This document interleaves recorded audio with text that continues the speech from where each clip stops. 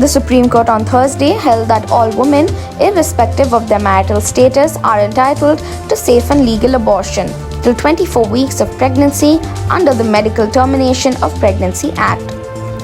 A bench of Justices D.Y. Chandrachud, J.B. Pardiwala and A.S. Bopanna delivered the verdict on the interpretation of the MPT Act and whether unmarried or single women can be allowed, like their married counterparts, the benefit of abortion up to 24 weeks.